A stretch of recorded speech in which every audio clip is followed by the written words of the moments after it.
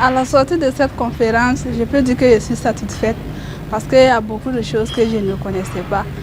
Cette conférence m'a permis de pouvoir comprendre beaucoup de choses, notamment sur la démocratie et ne pas prendre les informations sur les réseaux sociaux sans esprit critique, quoi.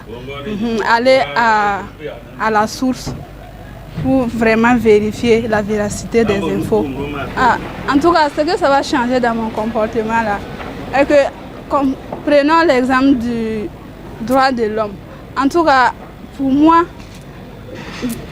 comme on vit une situation de guerre, moi je voyais que si on dit à quelqu'un que il est dans un complot ou bien c'est un terroriste, pour moi il ne fallait pas respecter la question des droits de l'homme. Voilà, il fallait passer à l'acte. Mais là, avec les explications, en tout cas, je suis revenue sur ma position. Pour moi, il serait mieux, quand on dit qu'il y a quelqu'un qui est dans un complot, il serait mieux d'arrêter la personne, de l'amener en justice, de donner à la justice.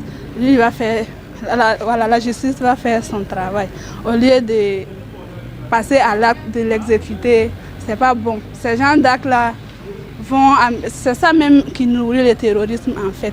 Bon, il faut savoir que quand je rentrais, c'est les différentes interrogations que j'ai posées. Voilà, c'est ce que j'avais, c'était en quelque sorte des préjugés que j'avais sur la démocratie. Mais je veux dire qu'après l'intervention du communicateur, j'ai acquis certaines connaissances qui nous montrant que, en tout cas, c'est que les accusations qu'on fasse sur la démocratie ne sont pas des accusations fondées. Et que c'est on peut dire que c'est ces soi-disant démocrates qui n'arrivent pas à appliquer bien la démocratie et non pas la démocratie elle-même qui est mauvaise.